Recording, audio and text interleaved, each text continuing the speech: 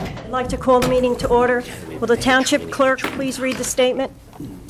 Meeting of the Township Council for Thursday, February 16, 2017.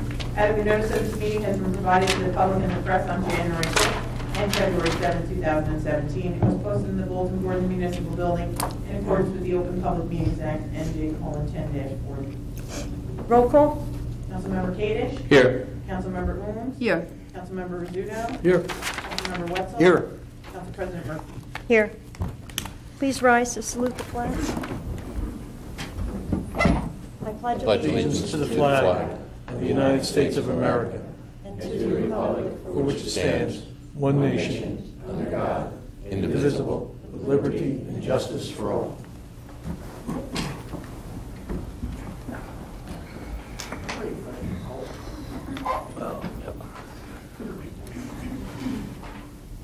I'd like to just make a switch in the agenda here. Resolution 1760, appointment to the MUA. I'd like to move that to the beginning of the agenda.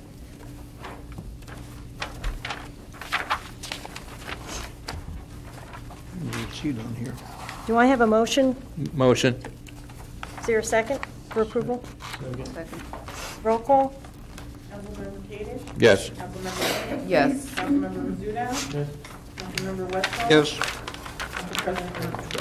Yes. Motion carries to adopt resolution 1760, appointment to the MUA. Mr. Mayor, will you give the Very good. Miss, Raise your right hand. I'll put this on.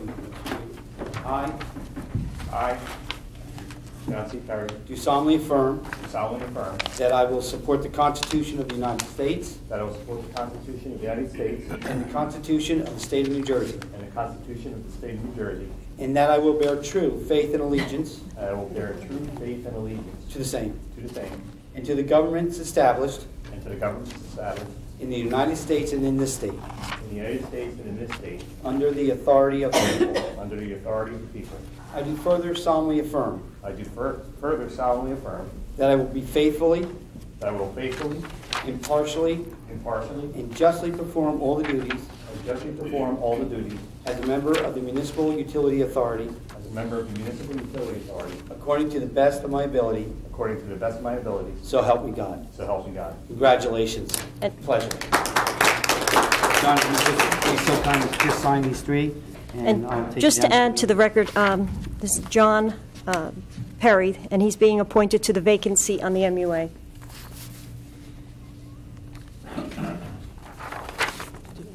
I'll fill that one later. You just get your signature and I'll. Here.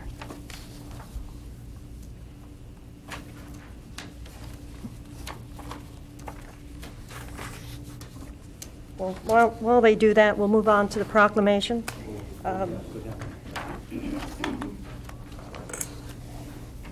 The proclamation this evening is, whereas Black History Month affords special opportunity to become more knowledgeable about Black heritage and to hone the many Black leaders who have contributed to the progress of our nation. Whereas such knowledge can strengthen the insight of all our citizens regarding the issue of human rights, the great strides that have been made in the crusade to eliminate the barriers of equality for minority groups, and the continuing struggle against racial discrimination and poverty. Now, therefore, be it resolved by the Township Council of the Township of Vernon that February 2017 shall be proclaimed Black History Month in the Township of Vernon, and urge our residents to join together in making this period of rededication to the principles of justice and equality for all. February 2017 as Black History Month. Harry J. Shortway, Mayor. Gene Murphy, Council President. May I have a motion to open the floor to public comment? Motion? I have a second? Second. All in favor? Aye. Is there anyone that would like or wish to address the council? It's freezing in here. Guess we sit tonight, right? Yes. Good evening. Good evening. Sally Rinker, Vernon. My comments tonight are regarding Ordinance 17-02 for the sale of the Faline Building. Listening to the mayor and council's discussion at the last meeting, I found some of the statements that were made quite astonishing. The mayor and council has an obligation to the taxpayer to make a bona fide effort to get the best price for this asset. That can only be done by obtaining a certified appraisal. I want to thank Mr. Rizzuto for his input and insistence in that regard. Real estate has been slowly and steadily increasing. Thank goodness. To hear the many derogatory comments about the value and marketability of this property without justification is not what a seller does to entice a buyer. To say an auction held several years ago didn't bring $100,000, so the property must be worth less today is quite frankly ridiculous.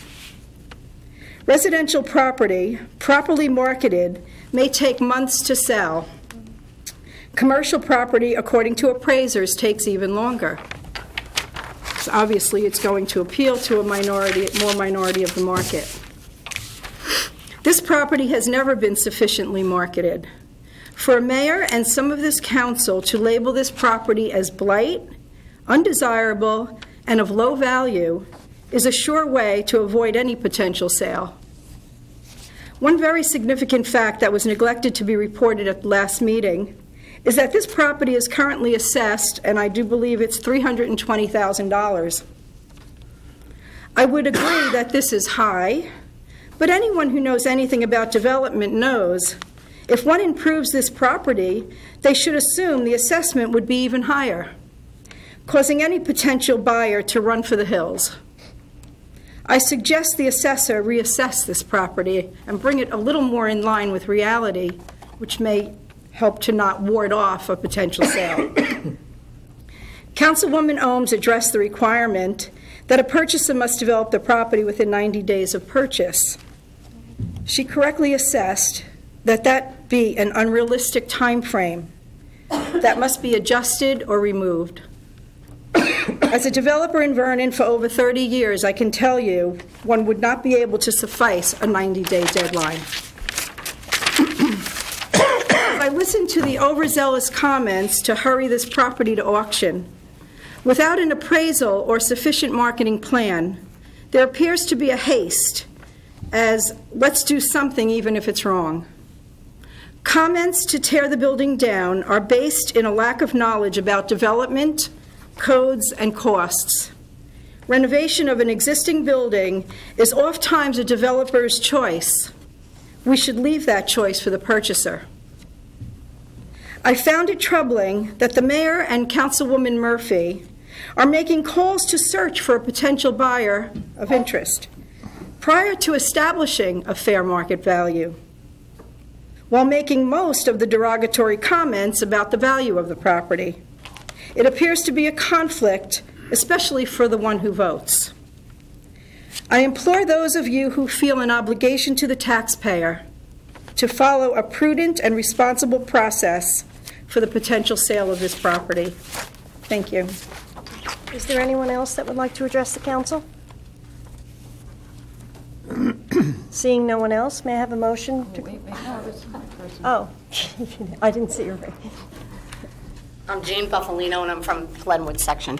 I know you're going to be talking about Michelle Downtain tonight, and I just want to let you know from the PAL perspective, working with her for the past year, and it's always easy.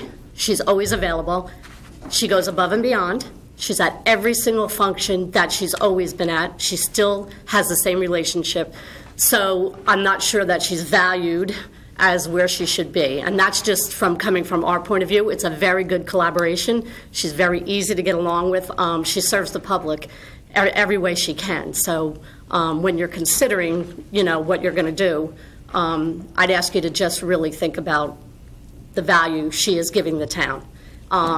When we look at people that are going to move into the town, we say that their first, I think anyway, their first thing they want to see is a good school system. The second thing is recreation and what's here for the children.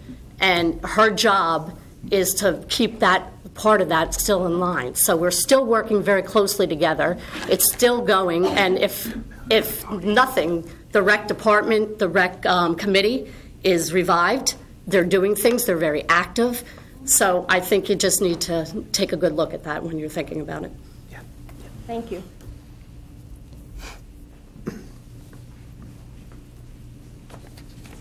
Hi, good evening. Hi, my name's Denise Urbaniak from the Glenwood section of Vernon. I'm also here to speak on behalf of Michelle Downtain. I'm currently a member of the Rec Board, and previously I was a member of the Rec Board under Missy Weedbrock. And I had dealings through youth sports for the past 15 years in the town, and I've worked with the past two people who held the position of Director of Community Affairs, and I have to say that Michelle does as an exceptional job as the past two people did. And for me, being on the Rec Board, she's there working hand in hand with us. She's come up with ideas. We've come up with ideas, and we've done a lot in the short time that we've been together. And working with her from a Rec Board perspective, she makes our job easy. And I recently attended the sports roundtable because I'm still also involved with sports leagues. And the way she ran that meeting and she promotes cooperation and all of us coming together and working together. Never has there been an issue where she didn't say, whatever we brought to her attention, okay, I'll look into that, I'll take care of that, and she gets back to us right away. So for her to go from a part-time position to filling this full-time, I think she's made it a very smooth transition. Thank you. Thank you. Is there anyone else from the public that would like to speak? Seeing no one else, may I have a motion Motion. to close? Second. All in favor? Aye. Aye.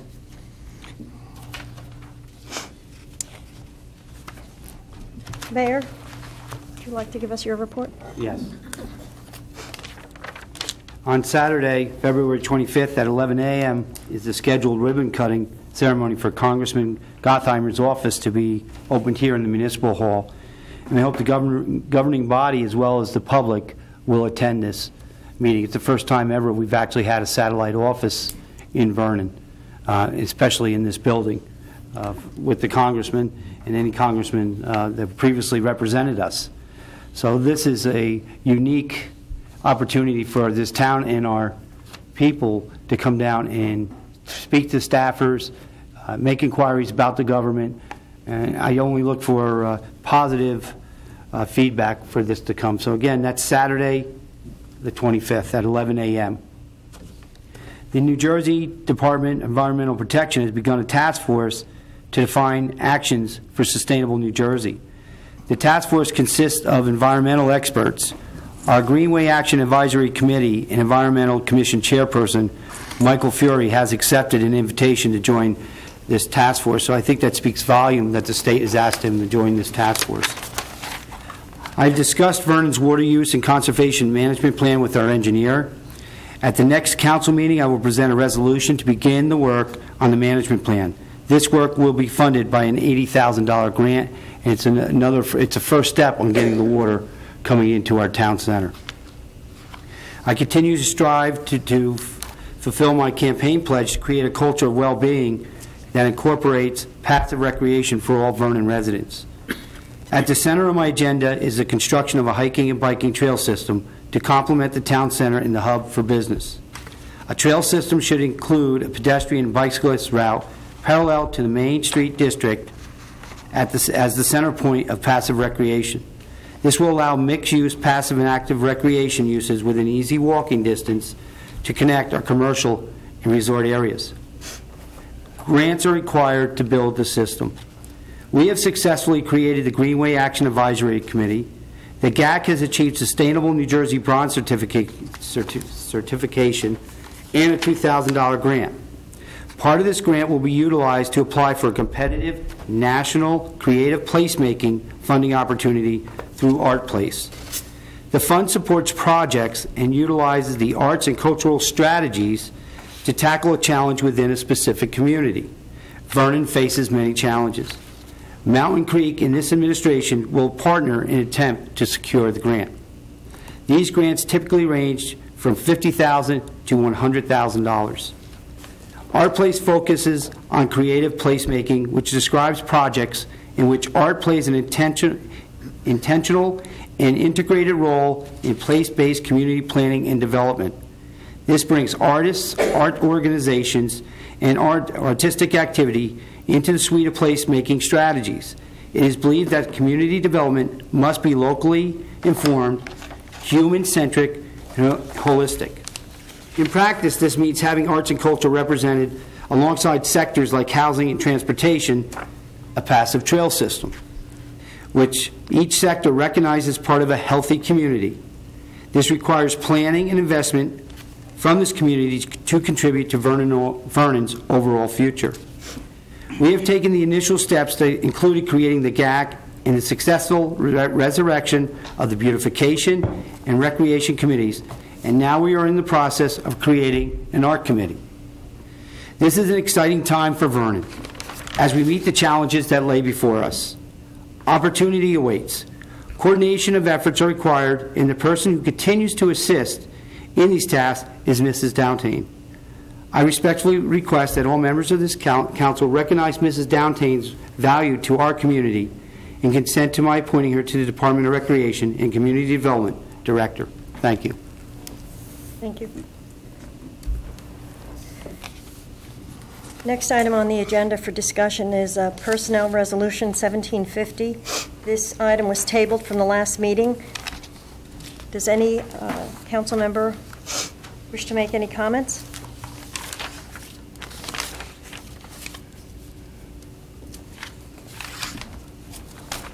I move that we separate 1750 from the consent agenda and take it off the table.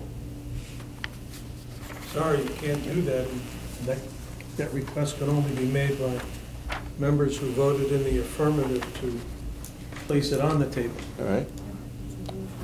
So you're suggesting taking it off the table and not vote on it at all? No, take it off the table so we can include it in the discussion. You're asking to move it. So you're asking to move it, to have discussion. Well, we've had some testimony already. Public comment should have been included So all in either one. you, Pat, or Dick have to make a Right. motion. To open this up? I withdraw my motion then. You're saying to open this up for discussion? That's the agenda item, yes. Well, if I could just clarify, Discuss it. item 8A is item for discussion, Personnel Resolution 1750. And the council president has opened that up for discussion. Right, and there is no discussion. So I think what... So then we have to make a motion to... What Councilmember Kadish asked us to move that resolution now so we could vote on it. Vote on it? Councilmember Rizzuto said you did not vote, you did not vote to table it, so you cannot make the motion. Councilmember Rizzuto is technically correct. So what I've just said is either Councilmember Ohms, Rizzuto, or Wetzel need to make the motion to take it from the table so we could vote on it. I withdrew my motion. All right, so I'll make that motion, so I'll need one of them to second it. Anybody can second it. Okay. So may I have a second? To go to the vote. I'll second it.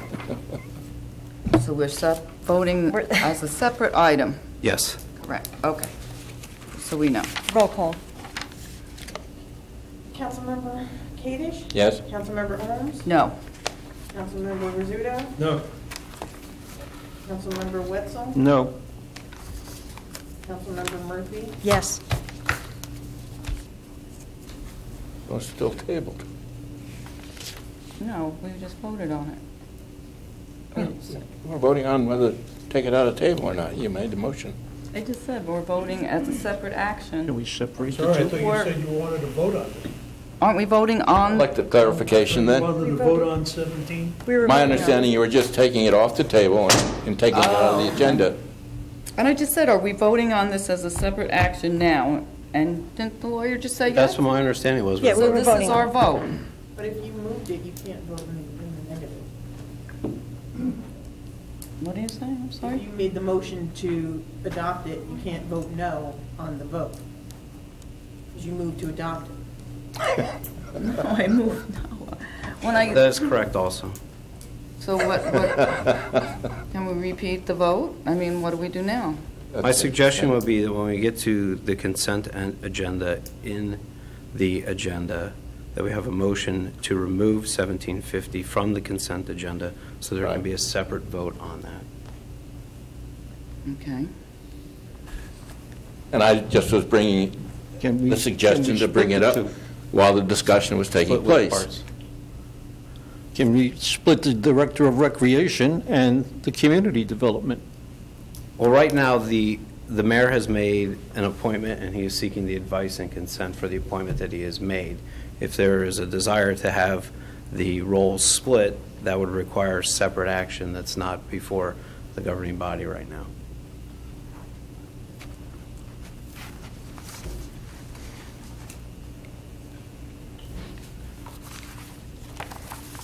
So we're going to just move on and not, I mean, at this point. Okay, to the consent agenda then. Well, we're not through with the remaining items Right. that are up for discussion, so we're not at the consent agenda point of the meeting yet. So when we get there, When we rule it get there, out we again. need to have a separate motion to remove 1750 from the consent agenda so that it can be separately voted on. Okay. Is everyone clear on that? Okay, we'll move to B. Is there any progress?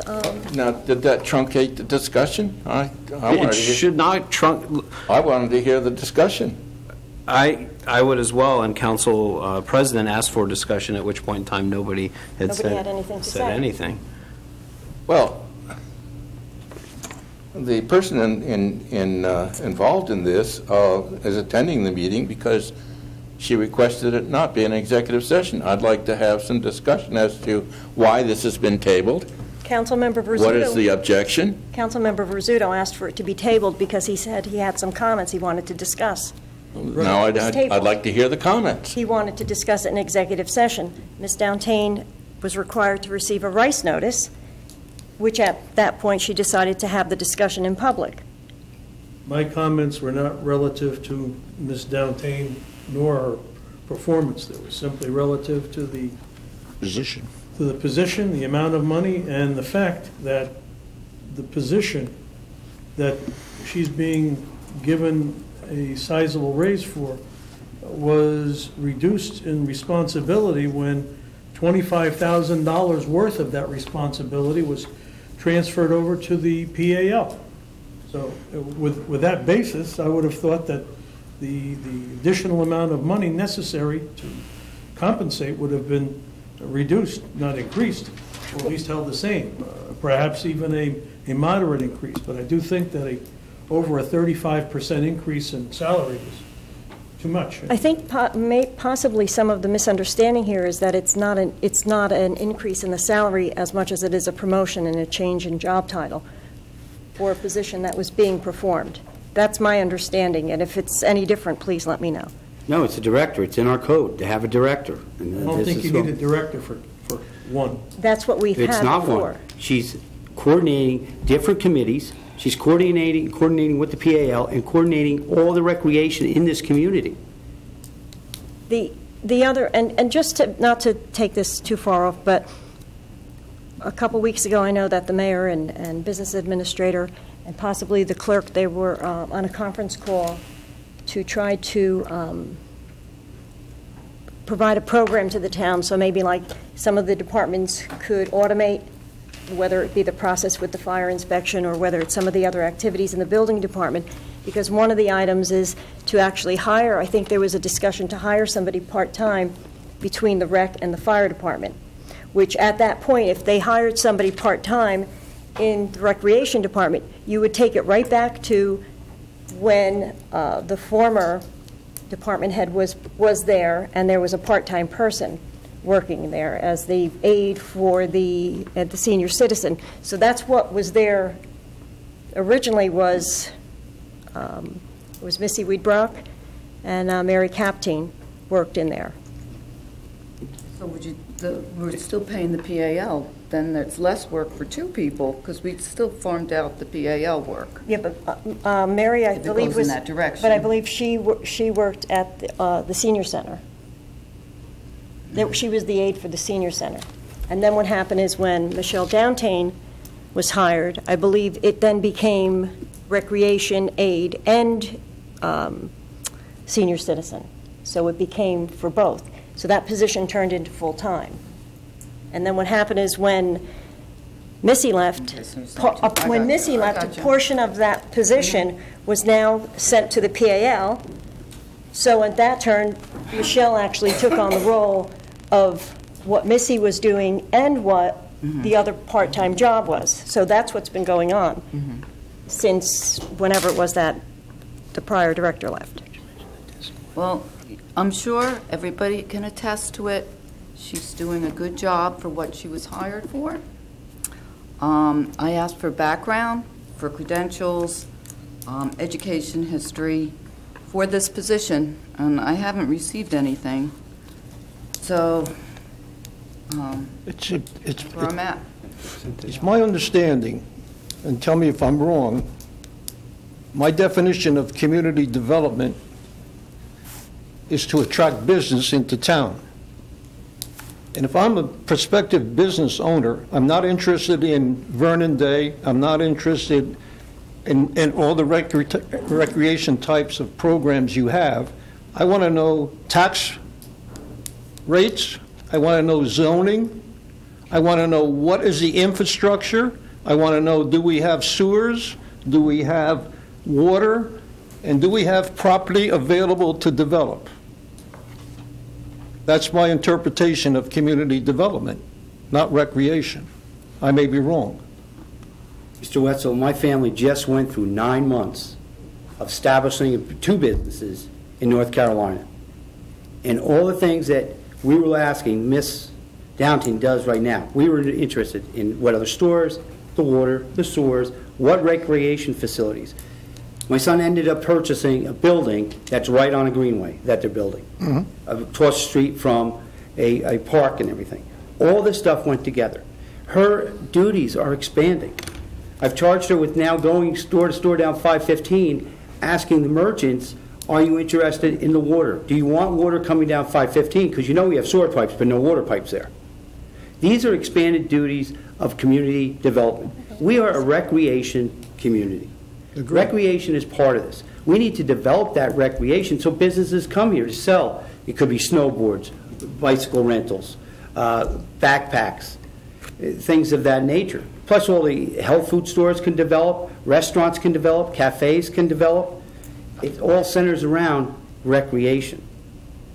So in starting, like I said, my son's 9 months of researching, ending up in Newport, North Carolina, was all this investigation of doing this. So it's all part. It's the whole picture, the totality of the circumstances we have to look at here.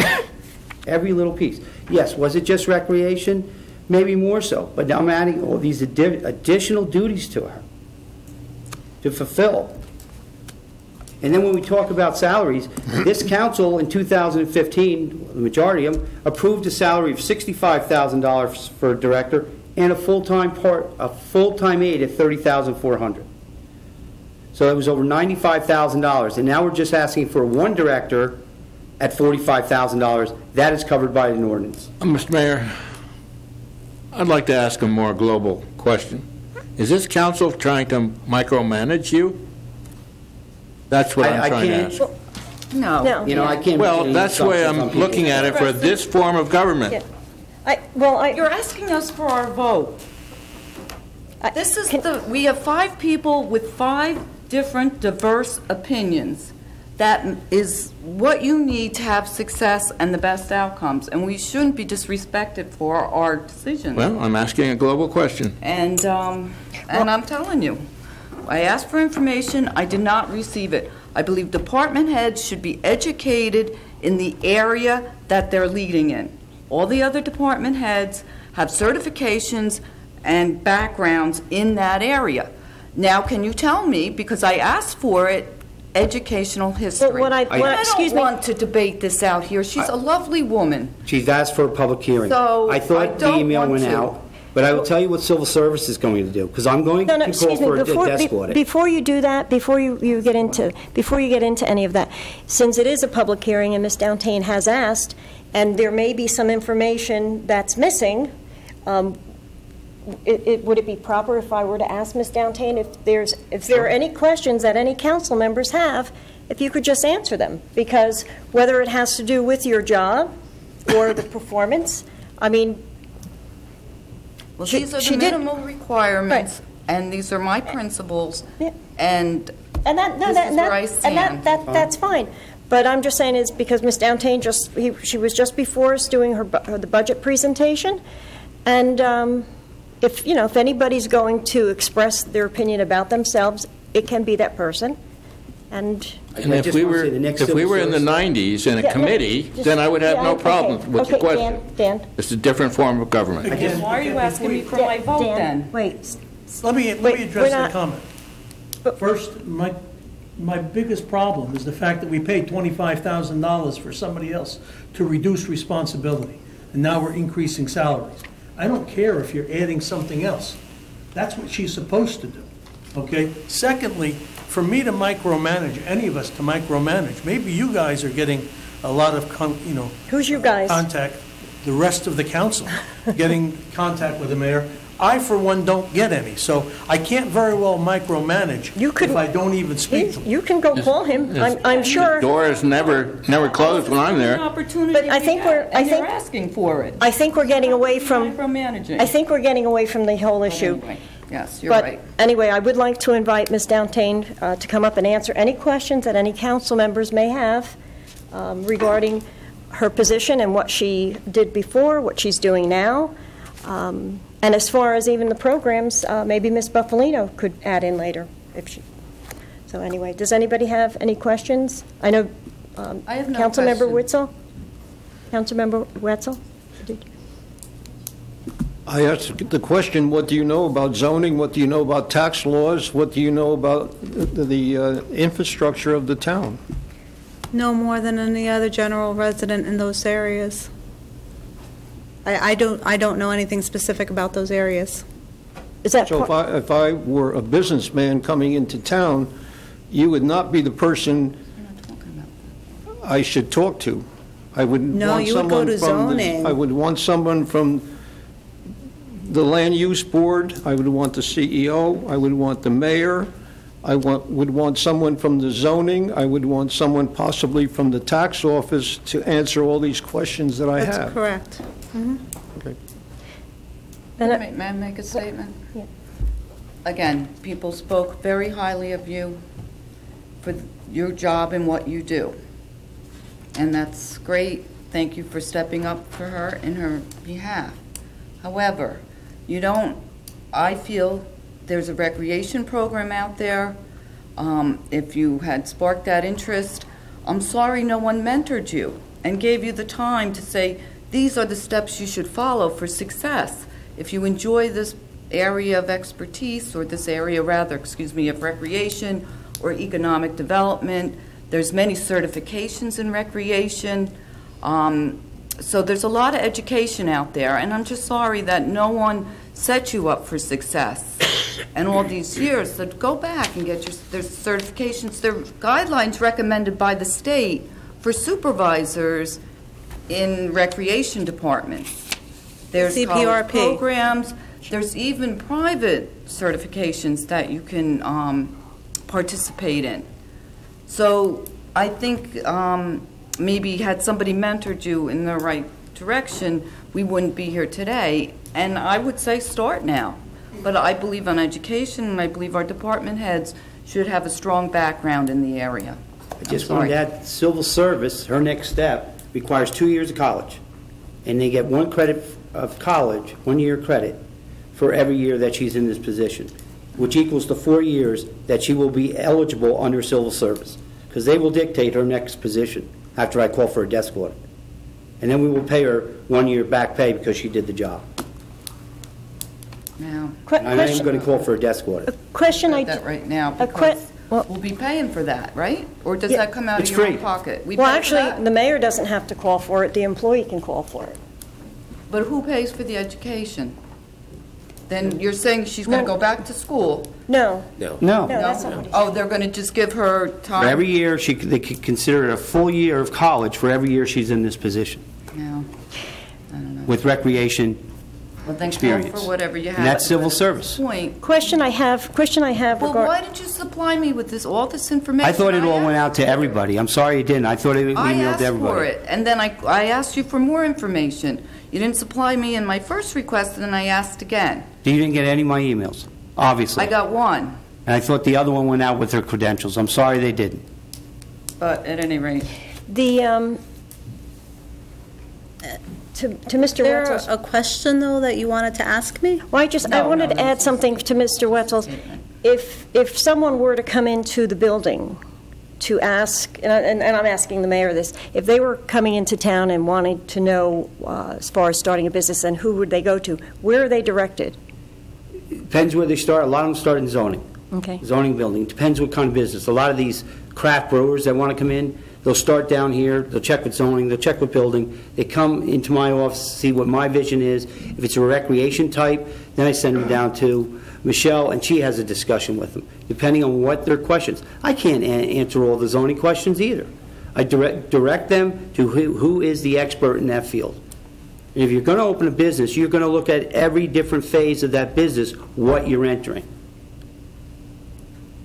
So I direct them throughout the whole building. Now, I'm just, That's just all I'm wanted saying. to know, because that's why I said I just wanted to, Well, so when a businessman comes in and he comes to you, you're going to lead him or her to these different departments. Yes, sir. But now we're moved away from We're not involved in recreation but it unless might come over somebody here. wants to open up a ski shop or something of that nature. Or you have businesses, what your vision is. Like with Mountain Creek, Michelle will be more involved with this arts grant, because we want to, it's not to create art, this grant. It's to bring art in to help solve problems. Councilmember Rizzuto, do you have any? Do you have any? No, I don't have any questions. Right now, anyway. Okay. Can I say something? Is that allowable? I know, can I say, just make a comment about the recreation part? Actually, We Jeannie have to open it up to the Let me public just- again. Actually, I'm just going to ask the attorney. Jeannie Buffalino is at the PAL. Okay. So I mean, if you want. I'm just letting you know that the portion that's in discussion went actually to the PAL, and that's where Jeannie Buffalino is. Understood. So- I agree with Councilmember Holmes that probably the best thing is Before, can I just, I feel like your question as to my education has not been answered, Oh, correct?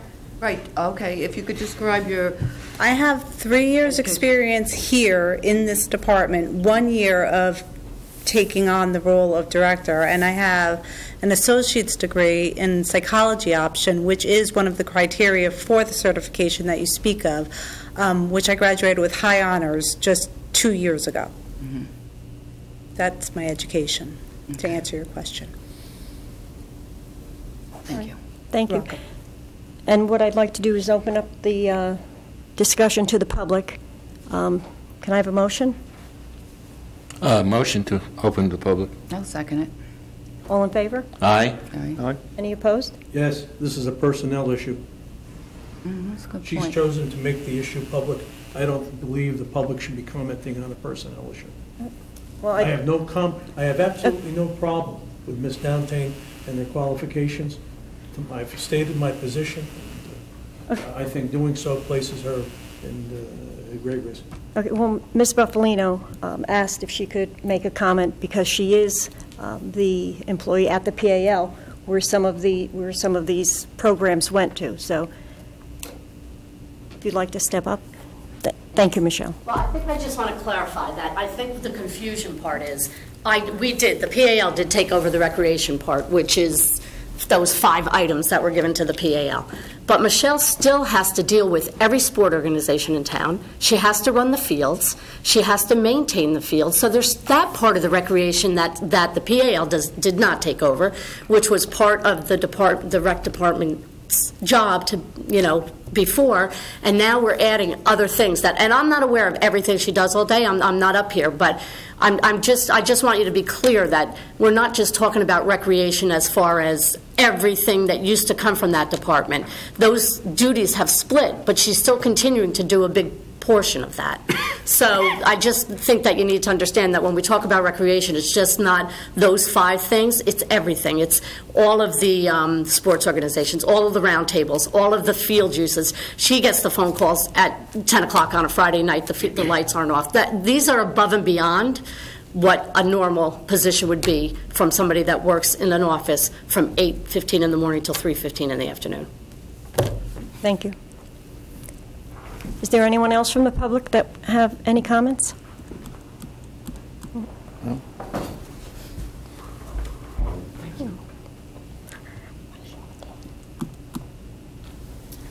My name is Krista Gary, and I'd like to speak up for Michelle as a senior citizen, that she is a valuable asset at the senior center to all the seniors, and I know she works hard, and she comes up with many different ideas, and she's always there. And one time when we had a picnic, she was there on roller skates, and she was just, she's a wonderful person. And I think I don't know what amount of money are you talking, the salary.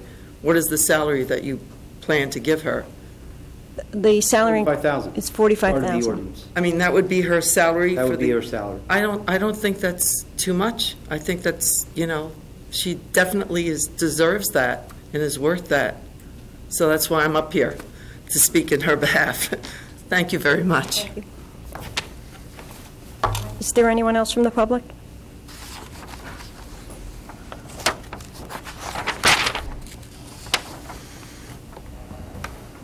Denise Urbaniak. So I'm going to speak from a rec board perspective, and I worked under Missy Weedbrock, I've worked under Michelle, and the things that Michelle has brought to the table, just the trail challenge right off the bat.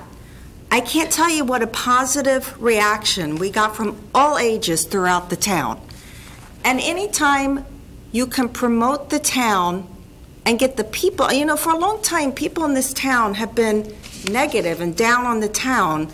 And now, we've got this breath of fresh air and some revitalization. And just that simple trail challenge got people of all ages out and realizing what we do have to offer. And in terms of bringing businesses and people here, the more the people in the town are supporting it, the more people are going to want to be here and invest in it. And I just think you're being very short-sighted over splitting hairs over what her job entails, because I know from discussions with her that she was very active with the Sustainable New Jersey. She's been very active with GAC. It's not just about recreation. It's about promoting the town as a whole. And if recreation becomes the shining star, then it's a win-win for everyone. I just don't understand why you're splitting hairs over, is she developing... How many of us in this room can answer all those questions that Councilman Wetzel wanted answered? Not very many.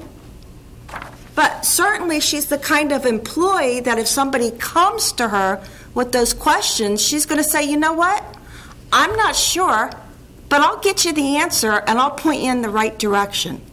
And that's a huge win for the town. Thank you. The fact is, Michelle kind of got caught under the bus here. But the position of the director of... Excuse me, can we just finish, see if there's anybody else from the public? Close to the public. Yeah. Is there anybody else from the public that would like to speak? So, not seeing anyone. Can I have a motion to close it to public? I'll make that motion. I have a second. I'll second. All in favor? Aye. The fact is, the position of Director of Recreation and Community Development already exists. The mayor tried to fill that position. If you had a problem with the title, Director of Recreation and Community Development, you should have brought that up with the mayor. And I just think this entire operation was out of place. the question of the table is out of place, because it's not about the position of Director of Recreation and Community Development. It's about who's filling it, and that's the mayor's prerogative. So if you question that position, you should have questioned that position as a budget item and as a position, Well, in the budget. and then resolved or passed an ordinance to delete it. But the position exists, and I don't believe you have the right in this way of splitting hairs. I really think it's wrongly directed. And I think the mayor should prevail. Okay.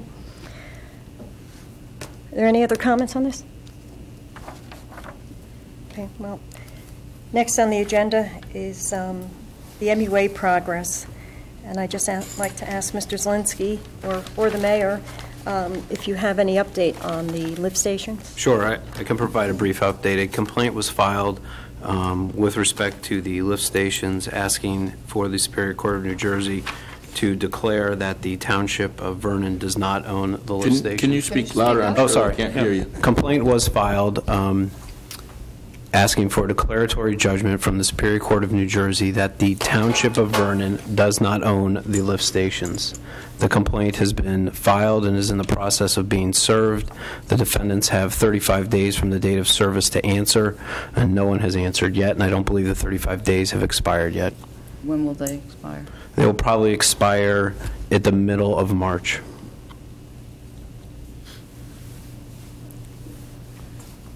So they have the middle to March to respond to the complaint. Correct. I anticipate that each of the defendants will file an answer contesting ownership of the lift station. Okay. Any council members have any questions?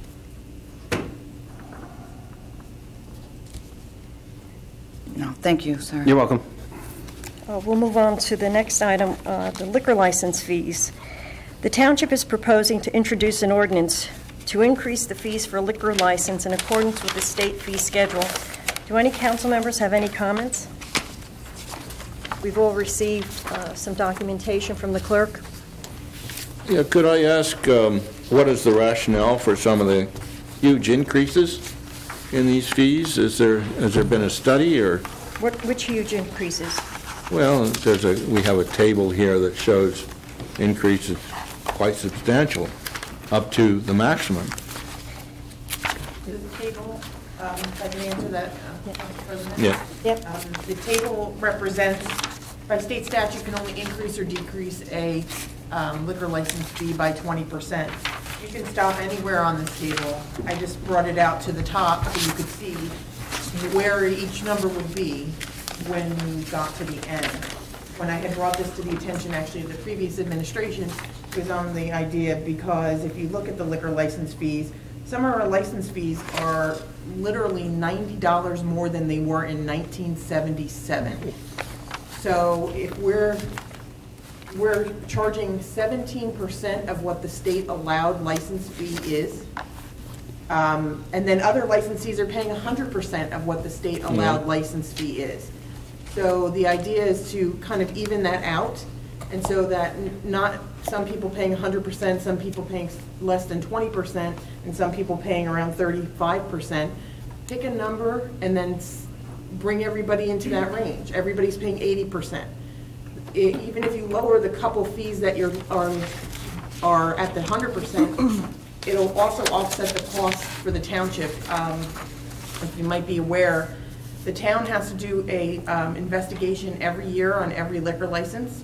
That entails a police officer who is dedicated to that task and has to visit every single premise. He has to go through, look at their E-140, which is their employee list. I know Councilmember Wetzel is very familiar with that, having had a liquor establishment. That is very time-consuming, and it's a large expense for the township and for our police department. Subsequently, if anybody transfers their liquor license, by state statute, we're only allowed to charge 10% of what our fee is. Our current fee being in the $426 range, I can only charge them $42 for all the work that this office and the attorney, Mr. Zielinski, do on the transfer of that liquor license. As you know, Mr. Zelinski was in Trenton today. That is at the expense of the township, specifically on a transfer. For that transfer, we will get $102. So this is also trying to offset the cost that the township is incurring, taking that responsibility out of the taxpayers' hands and shifting it to the licensees who actually benefit from having these licenses and make a profit on it, so that the rest of the taxpayers aren't paying for their benefit. And anywhere you can stop on the schedule, whatever amount the council chooses and feels is appropriate is where we can stop increasing. A question I have, if you, let's just say a restaurant that also has a store, and I'll just say the George Inn, there's a restaurant and a store, they pay one fee or do they pay two fees? The George Inn has a broad C, or a broad package privilege. Licenses used to be letters A, B, C, D. So a restaurant used to be a C, it's now called a 33 license.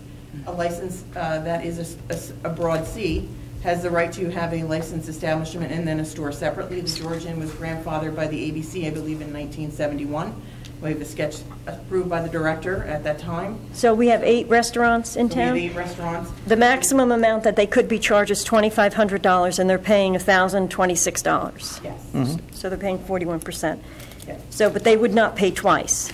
No, they would not pay twice. They only pay for having it. Nope. I believe the Vernon Inn also is a broad C. I think the Lamppost also, I'm not 100%, but I believe they also have a broad C. So they don't pay for having their stores plus having their restaurants. They just have the right to sell from outside the bar and have a separate store area. And so right now, like Minerals, a hotel, there's the maximum also is $2,500. They pay $855 a year. Yes, that's correct. So they're at 34%. So if we were to bring it up, we could only bring a maximum of 20% per year. Right. But then you're proposing to continue to the maximum. No, you can stop any point. Okay. That's up to you as a council to decide. I just gave you a demonstration of where these fees would go. happen? So each year, we would have to No, we would draft an Every ordinance year. right now that you pick a number and you choose an amortization. a number, yeah, and then Increase it until we have a room full of bar owners. I think it's an excellent explanation. The township did start doing that in 2009, I believe. The town, or 2010, the township did pass an ordinance, and they did have the amortization table out to increase the fees. And then in 2012, the ordinance was frozen and they stopped increasing the fees. And I think that's also partially why you got such a huge disparagement in the percentages, because that increase is only 20%. So when you stop some of these lower licenses back in 2012, when you stopped increasing their fee and you just froze them, it really kind of had a ripple effect in that they really wound up being very low in comparison to the other licensees who wound up being at their 100% already. So can we increase individually, or we have to do it consistently among everybody in the township? Well, a couple of them are at 100%. They're low fees, but they're at That's 100%, so you're not doing anything with them. But that's a good point. I mean, but would you want to ever select and choose which ones you're going to raise and which ones you Well, won't? I would think that some of this depends on the amount of business that's being done in each establishment. You have one that's at... We have to do all the same class at once. So if you're Okay. going, like, the restaurants would all have to be increased. It couldn't just be this restaurant, but not that one. Good. The hotel functions very much like the restaurant. I mean, it's essentially the same. It's a dining room type scenario. But the hotel pays but the hotel's 34%. significantly less, which I'm not sure And the stores why. pay 17%. Yeah, but the hotel doesn't have packaged goods. No, but they have a golf cart, apparently, that they sell out from. So, well, I guess that the council has to decide if we'd like to pass an ordinance. But this would be just step one. The increases would be only On the the steps, first level for this year. yes, it would start step one, and it's only 20%. So if you chose to go to the maximum, it will take the township 12 years before you will actually achieve that. So just so that's clear. So even if you pass this today, don't think people's liquor licenses are going to be going up a lot. I actually think that it's like around between, I think, $3 to $30 extra a month that they would actually be paying. Yeah, at the top. when you go to the very top, very top, that, because it'll go up $300 at that top year. For the year. Yeah, so, Yeah, $30 on this one. so that would be about $30, so less But do they than- pay their fees monthly or not? They pay them once a year. One fee. And you don't have to do the full 20 if you chose not to. You could raise it by 15%. Yes, you can pick whatever Which percent you want and how much you want. Well, but we have the resolution on the docket tonight. No, you don't. No? This is only an item for discussion for Okay. you. There's a draft ordinance. Yes, so maybe do a draft with the amortization, but we need to decide on the percentage. And how much you want to, where you want to stop. There is a Yeah. draft behind it of an ordinance. It's highlighted up to 80%. So when I discussed this with the previous administration and who had wanted to go forward with this, and then I discussed it with this administration, we discussed stopping at 80%. So you would lower the two that are at 100, and then you'd raise the other ones slowly over time to 80%, approximately. Okay. Do any council members have any questions on this? Any discussion? Maybe we could think about it before we proceed. Oh, yes, but with the what I'm next- just saying Yeah. is if we were Before going do to a proceed, draft. do you have any questions for a draft or any recommendations?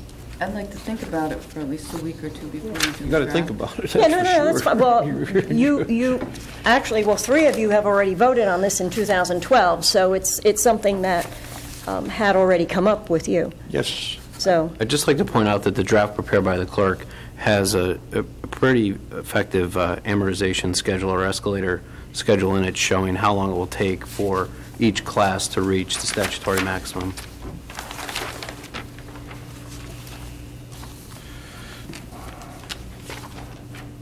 Well, that's why I asked whether or not we're locked into this schedule, because that's pretty substantial. Correct. You're not locked into it. you're not locked into it. Yeah. She just, You're not locked into she just made a Sample. sample. The only thing I can say is that, and the mayor can attest to this, liquor licenses in New Jersey are very, very, very expensive.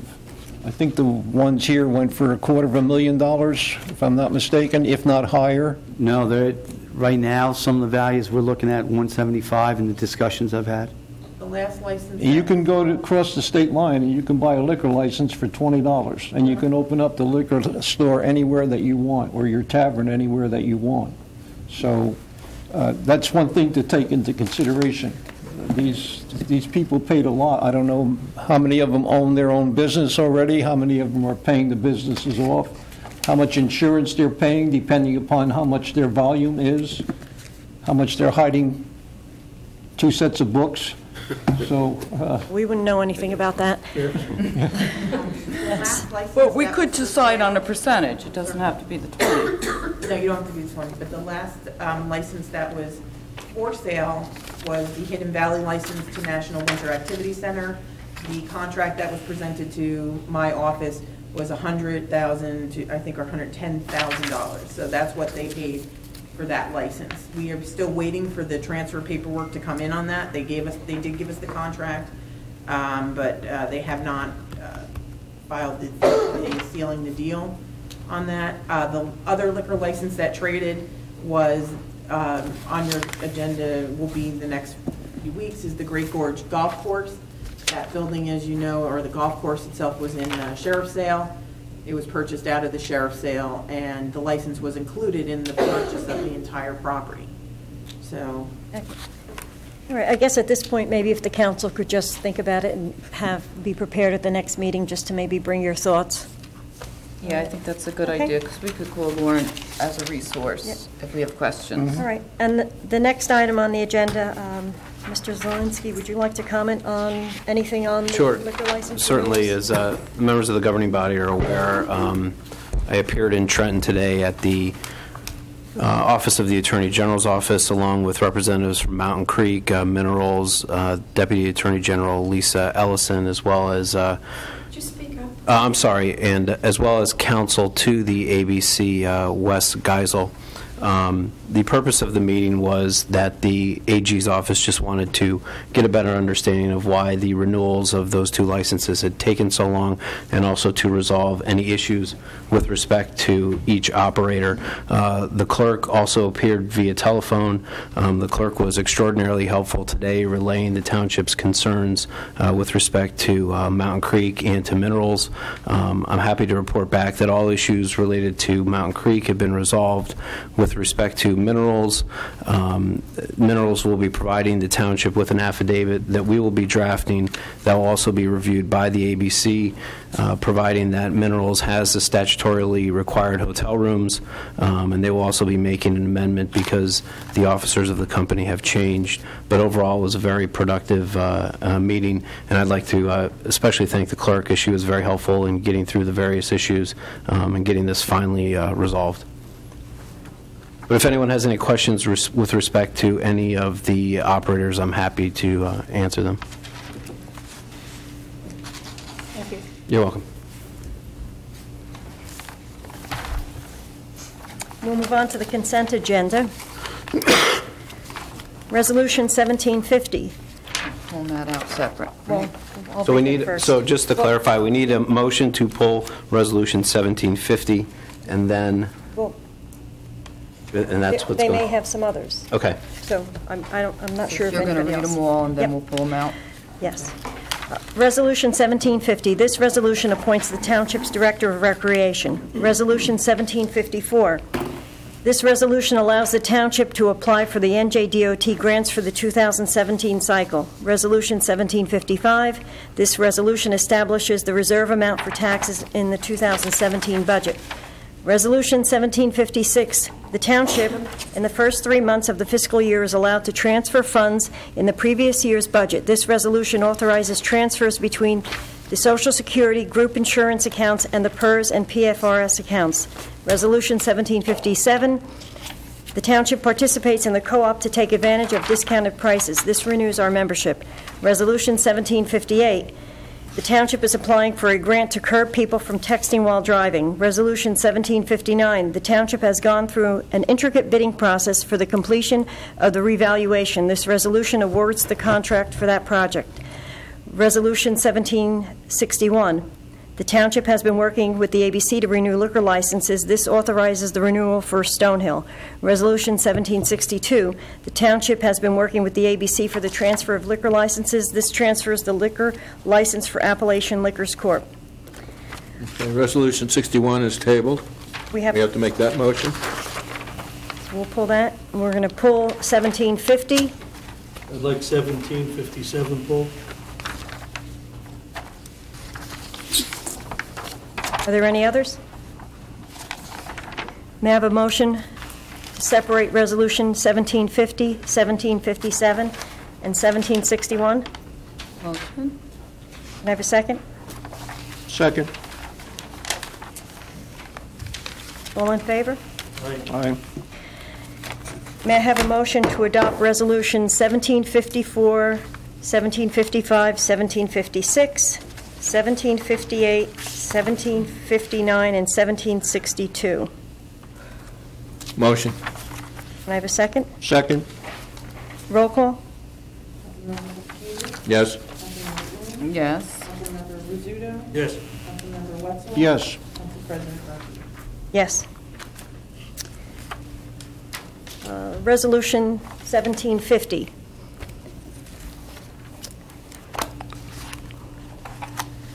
Do I have a motion to adopt Resolution 1750? Motion. Do I have a second? I'll second. Is there any discussion? I think we said enough. Roll call? Councilmember Koenig? Yes. Councilmember Ooms? No. Councilmember Rizzuto? No. Councilmember Wetzel? No. Council President Murphy? Yes.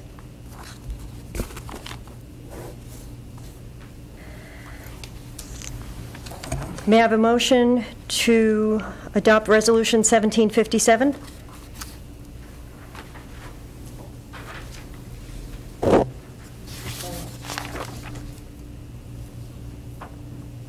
Is there a motion to adopt 1757? Motion. Second? Second. Second, okay. Roll call. Councilmember Kadesh? Yes. Councilmember Owens? Yes. Councilmember Rizzuto? Abstain. Councilmember Wetzel? Yes. Council President Murphy? Yes. Motion passed with the abstention voted. May I have a motion to table Resolution 1761? Should we table this to Motion. the next meeting? No. No, we should not table it to the next meeting because there's some information that needs to be provided.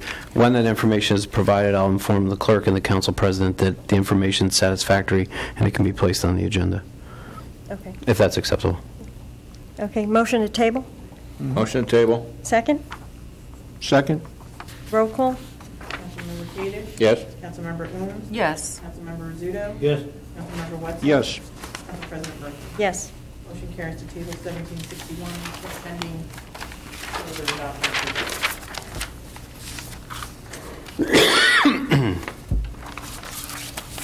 We have introduction, first reading of proposed ordinances, Ordinance 1702. This ordinance authorizes the auction of the property commonly referred to as the Faline Building with an opening bid of $90,000. The auction will be held on March 13th.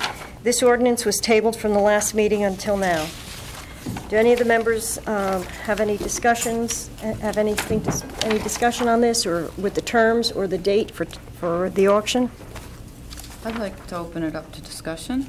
Yeah, well, what's your discussion? That's the question. Well, we just spoke, I think we left it off at our last meeting, that we were going to investigate citizens of the tape and address Mr. Rizzuto's. What did we leave off? We were going to find out how much an appraisal would be. We weren't going to find out anything. I believe the mayor was going. Yeah. All right. So $2,000 to $3,000. How much? $2,000 to $3,000. All right.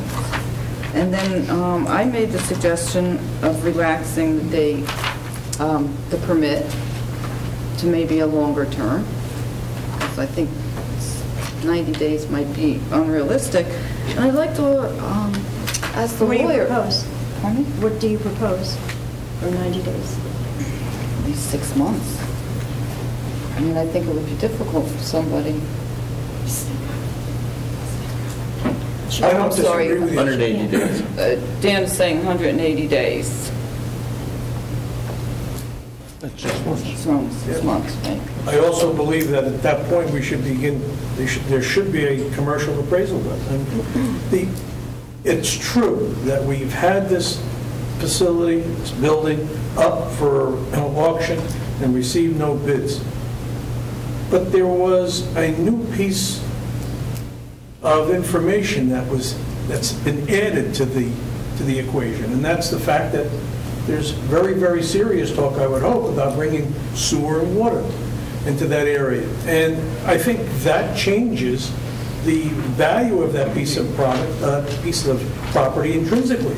There's an increased value, not a perceived value, it's an increased value, and I think that needs to be taken into consideration. If in fact it's not so, then I would like to be educated as to why. Nobody has voted to bring water there, so you're suggesting we market the property based on it getting water? No, I'm suggesting that we table it until such time that decision is made, because if it's not going to happen, then I would probably go along with something like this. But if it in fact is, then I think you're giving a buyer an awfully, replacing the township at an unfair advantage, and that the buyer gets something that the buyer should not have. Is Corey working on a proposal for 515 water? Putting all the numbers together. Again, the biggest problem we have is where a ground tank will go for fire suppression. Well, one of the items that I'd like to Water's going to be a big issue. But water's a big issue. It's not a given that water's coming. Okay. It's not a given that water's coming, because, as I've stated, there are 11 properties within that area that are tax exempt. So when you look at the whole picture, you look at it and say, okay, who are we bringing water to? Now, a lot of this should be predicated upon what the Board of Ed does. The Board of Ed has 2 buildings. From what I understand, they're not anxious to sell anything. So again, why would we be bringing water?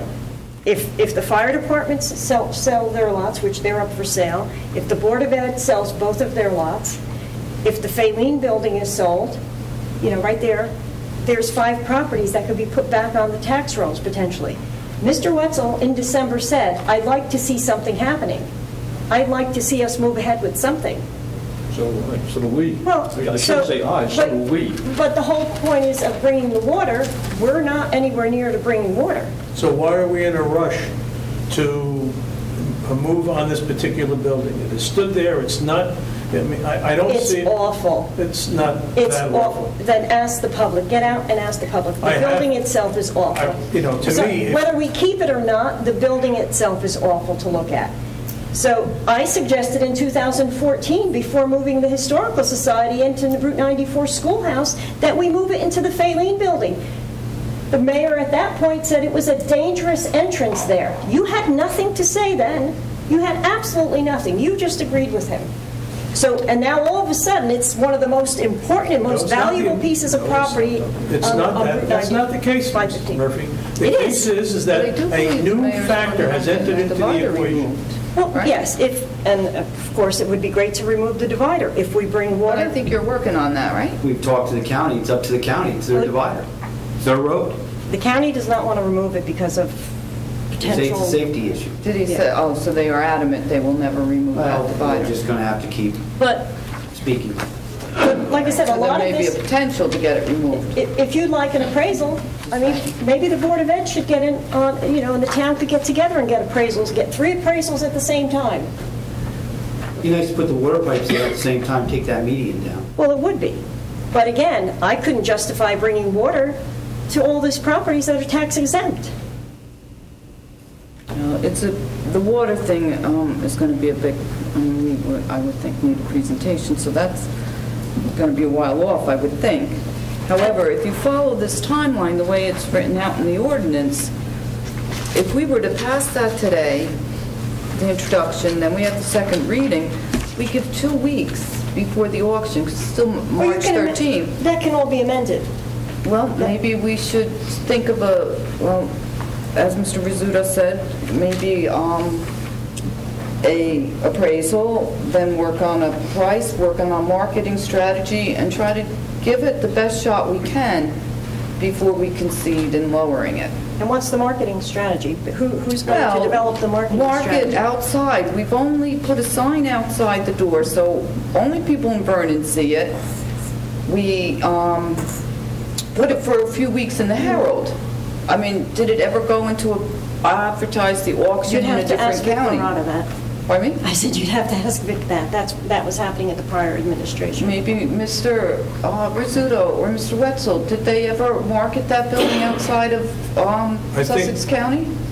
I don't know. I think it was marketed as much as it could be at that particular time. But again, the issue is not whether Mr. Murata did anything. I think that comment, it was unnecessary. To my point, and I continue to make it, is that we are adding something new to the equation. You're adding the possibility of water and sewer. It's a very, very monetary thing that can be added to the value of the the piece of property. Could be, right. And right now, it's up to us and the mayor to determine whether or not that's going to happen. And I just don't think we should rush to judgment on this. Nobody's rushing. Well, nobody's rushing. Nobody's rushing. You're looking to move to have the building. About it in circles. Please stop talking over me. You're looking to have this particular property put up to auction in the very, very near future. And I just don't think it's necessary. Not until you get some type of an appraisal done. And with the possibility of sewer and water entering into the fact, into the equation. You keep mentioning sewer, but the pipes are already there in the ground. Well, yeah, I know it. Okay. And again, water. You can't have sewer without water. Well, can we? We're going to go into a research on taxes, right? We have a company coming in to reappraise. Mm-hmm. We reappraise the building. But we don't know when that's happening. But what I'm suggesting is maybe if the Board of... No, I realize that, but if the reval's not happening for a while, so we wouldn't want to put that off for the reval company, because that's still not a certified appraisal. I don't know how close we are to reval. But I'm just saying is maybe if, I'm not sure what happened at the Board of Ed tonight, but if the Board of Ed vacate that building, I would personally think as a taxpayer that they should be putting that building up for sale. They should be getting the appraisals just like we are. If we are in this together, we're in this town center together, they're right there between the town and the Board of Ed, which is owned by the taxpayers, are 3 buildings. Have the appraisal done on all of them. I'm not sure if the Board of Ed's willing to do that, but it's certainly something that should be done, because you know what? If we were to have those 3 buildings and be able to sell them, well, you know what? Maybe now I'm willing to listen about putting water in. But without that, I mean, nothing's going to come there. We're never going to put anything there. I don't know. I'll see. I'll talk to Mark tomorrow, or either one, both of them. Smart. Well, Or Brad, rather. I would think that maybe the mayor, maybe the mayor could call and speak to the superintendent and find out whether or not. I'll do that. Depending on, like I said. But that's not going to be, I mean, it's just finding out if they're going to sell the building. I mean, it's still going to be a long process. Right, but if you're talking about an appraisal, well, if they're going to sell the building, they were planning on being out of that building by September. This reconfiguration, whatever they're voting on tonight, they were trying to vote on it tonight, because if it was going to happen, it was to implement it for September. So it's not that far away. And there's nothing stopping an appraisal from happening in all 3 buildings at the same time now. They don't have to be out of it to have the appraisal done. But like I said, in my opinion, I mean, I think they all go hand in hand. It will be. But we have no authority over what the Board of Education can do. We can only suggest. However, I can suggest, and I would dearly recommend, that before any action is taken on this building, with the possibility of the pending change, that some type of an appraisal be done. well, if nothing happens with the Board of Ed buildings, it really doesn't matter about the Faline, because there's no point in putting water in. The Board of Ed building doesn't even have water of its own. Yeah, but doesn't we even still have a try well. to sell the Faline building. What, Right. with the presumption, Councilmember Rizzuto wants to sell it with the presumption it's going to have water. No, people can, it's got water now, it's got a well, I think, right? Right, it's got a well?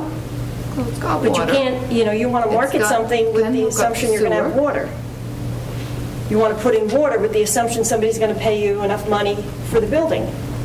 No, I think we should try to get the most we can and just do our due diligence. So if we do have to drop the price down, we can say we did We already have from the 400,000 they've been trying to get. I know, but make every effort to try to get it.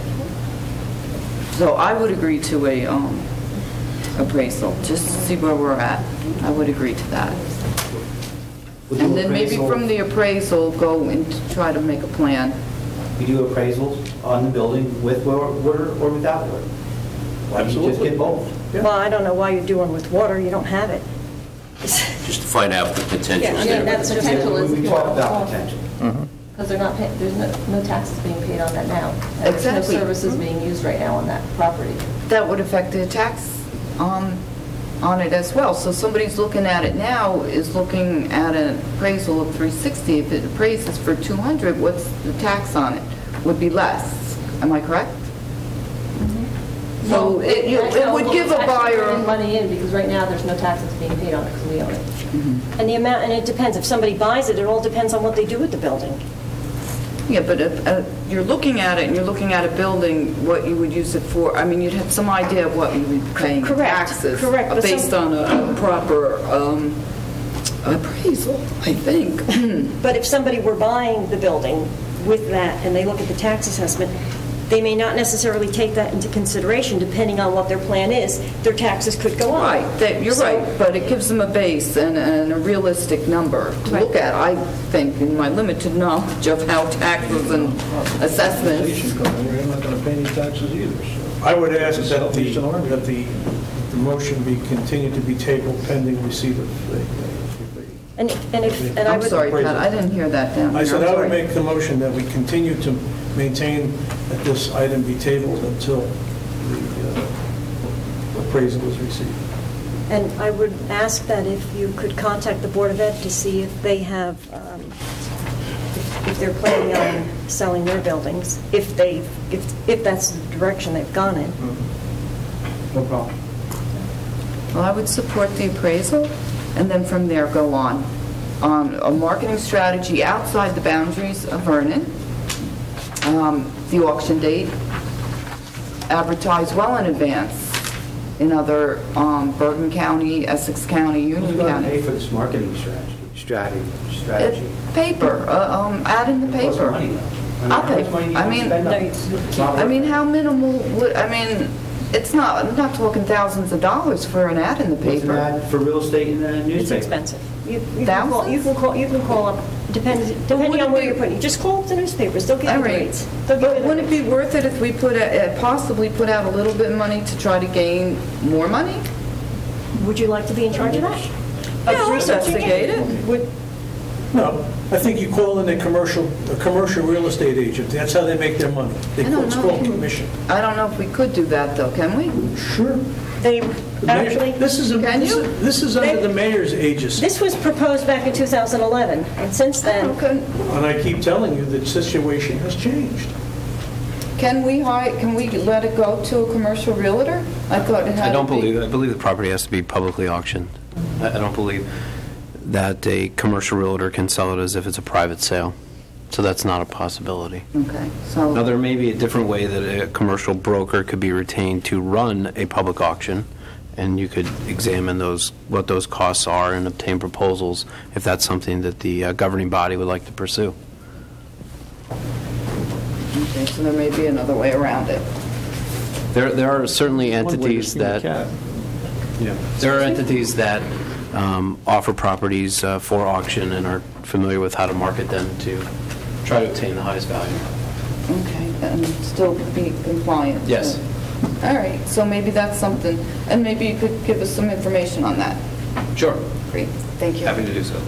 So maybe that will be to give it our last earnest try before, it doesn't go at, no, whatever. Last earnest try. Before we give it away. Yeah, there you go. Yeah, right. But we also had another question at the last meeting.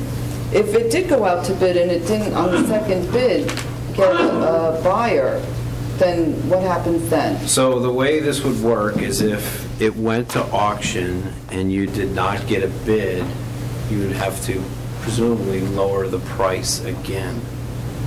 Because the only way that you could, after it were, if you had a bid, but ultimately the buyer didn't satisfy the terms of the contract, you could then sell it privately, but that purchaser would have to pay the lowest bid previously offered. So if you don't get any bids, essentially what happens is you keep going to auction at a lower and lower and lower number until you sell the property. So we have to pay them to take it. I don't know. Hopefully we don't get to that stage. But another question, what was my other question about the property? I had another question, I'm sorry. Sorry. Oh, how, is there a way to renege, if we put stipulations, are they bound to those stipulations? Yes.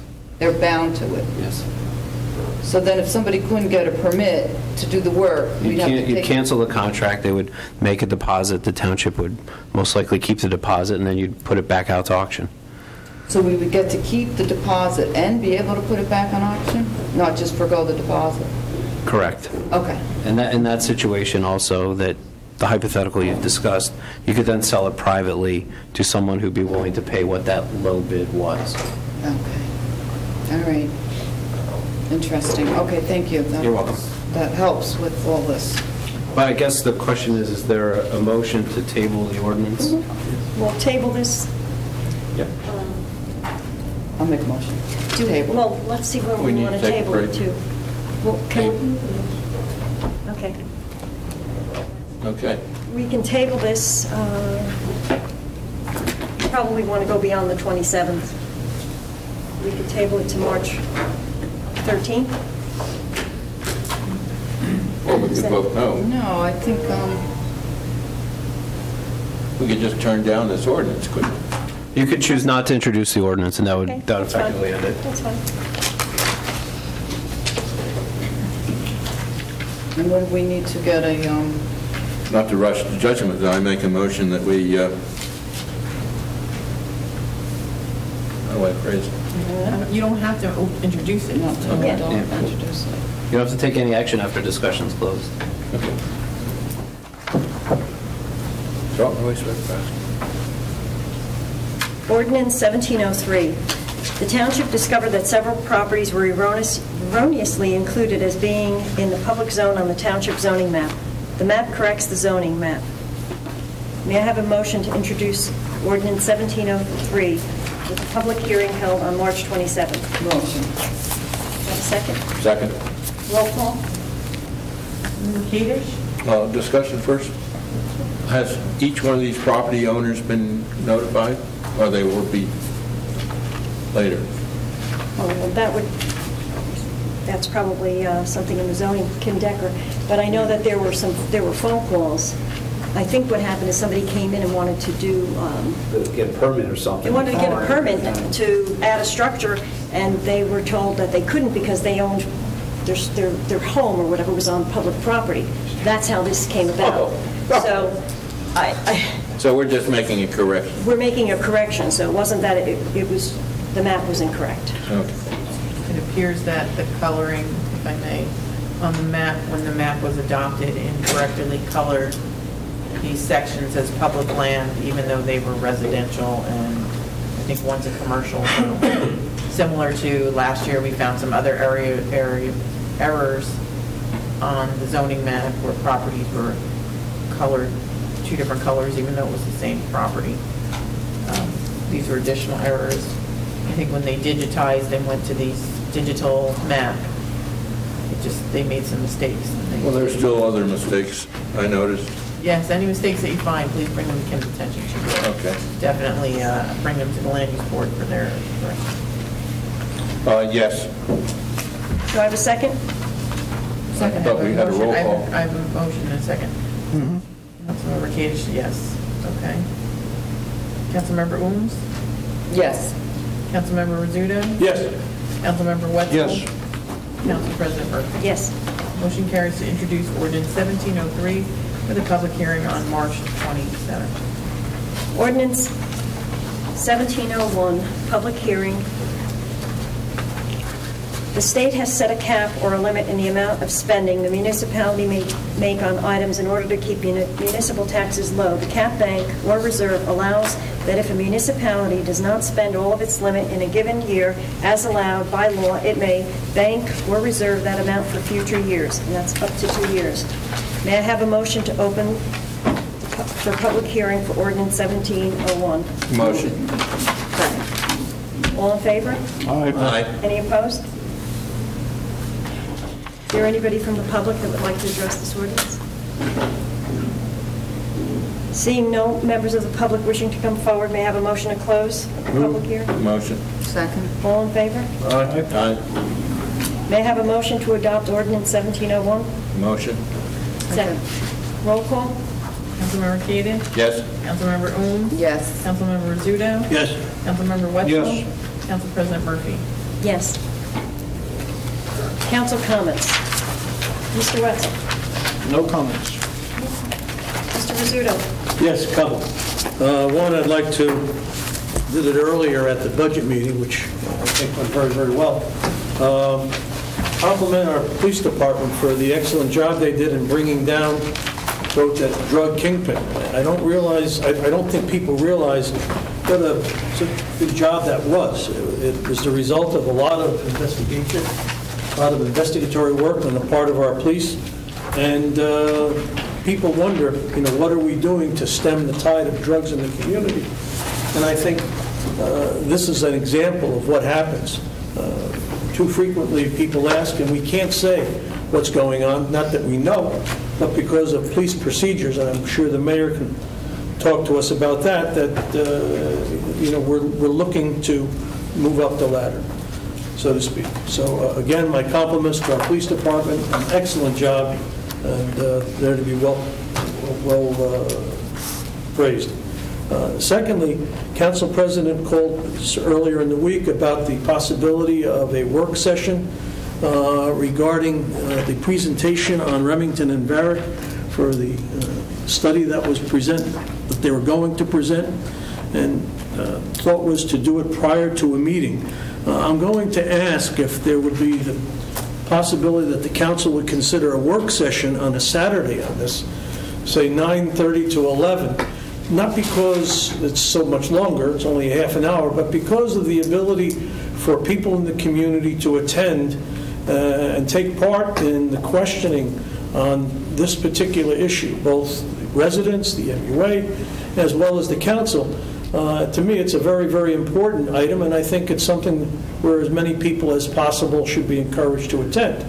Now, if we have this Saturday event, this work session, and nobody comes, at least then at that particular point we can make the issue public again about having it at a meeting prior to a regularly scheduled council meeting.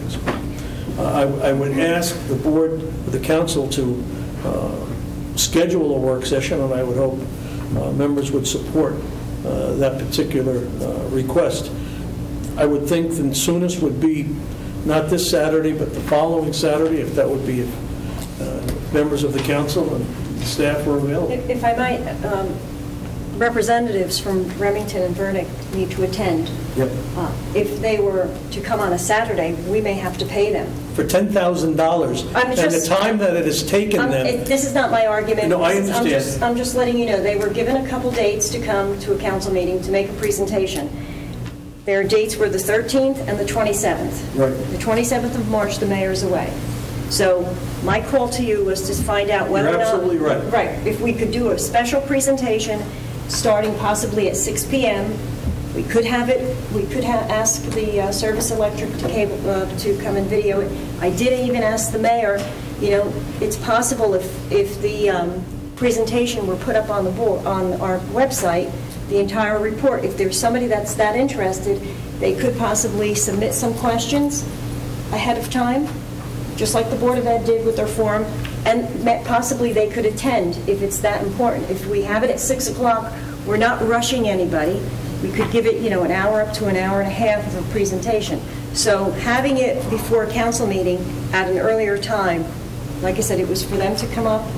These were the dates they were given. So like I said, I just don't know whether or not they would be available to come on a Saturday. I'm not objecting to it, but... Okay. I would think that with the amount of money that they're receiving for this report and the time that it's taken for them to present this report to the council, they're lucky they're getting paid. It's not much, not to mention the fact the other item is that, you know, this was also to have MUA members here and council members. Right. So you're also looking at a commitment from MUA and council members to come on a Saturday, whether or not the MUA would choose to attend, because they would also have to advertise if they came.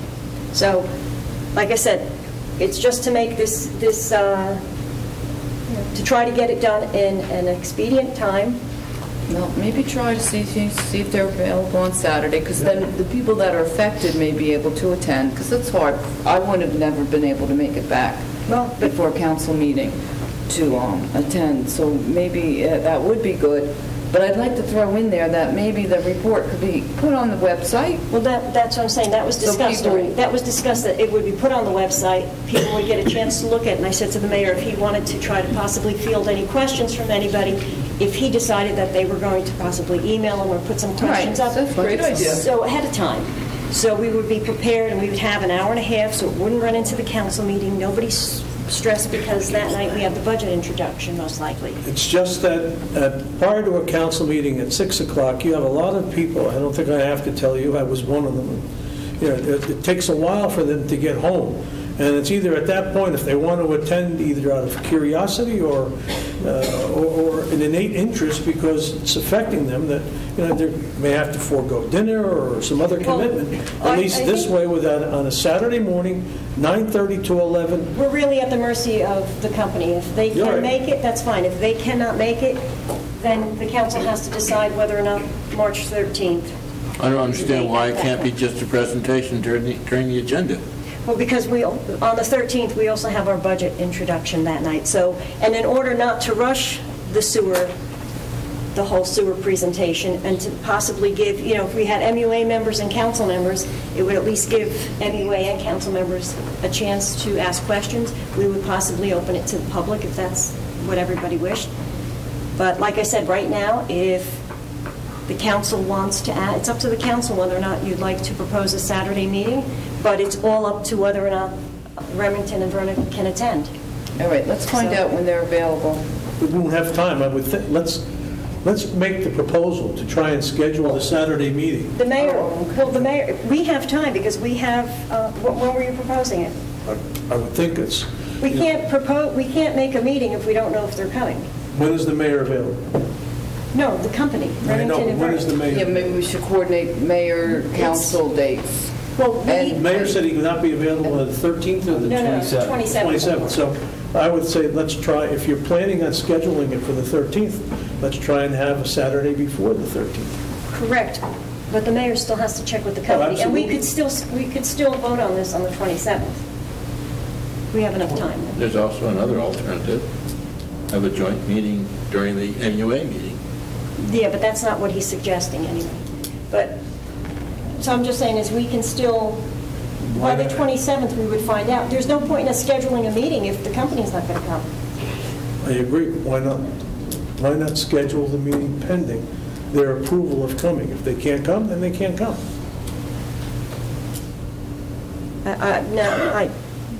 I think we'd be sending, I personally think we'd be sending a mixed message if it gets out in the newspaper that we're having a meeting that may not happen. But you decide. Call the company, find out if they're available on a Saturday, and then we can pick, if we waited till... The February 27th meeting, then we can, if the meeting's going to happen in March, on March, 11th, well, we can advertise on the 27th, we would know. We could vote on it then. Yeah, we'd have 2 weeks before the meeting That's plenty of time. to post it. But the condo, people living in the condo should know, so maybe when this comes, I'm saying, when this comes, that maybe somebody could put something on their Facebook, just so the word gets out. Maybe something in the advertiser. But that's so what people know. That's no, all. but it would have to be advertised. That would happen. Correct. Well, not just a notice in the paper. I'm saying where people would see it. Okay? Not just a small notice in the paper where people would see it. So on the 27th, Mayor, please, as soon as the mayor finds out whether or not we can have, they can come on a Saturday on March 11th. No, I'm out March 11th. I'll be in Canada watching my granddaughter trying to make the junior Olympics. Then you won't be here. I mean, what can I tell you? What can I tell you, Dick? Have a good time. Any objections, Mr. Rizzuto, that Mr. Wetzel can't be here? No. Okay. See if they could do it on the 11th.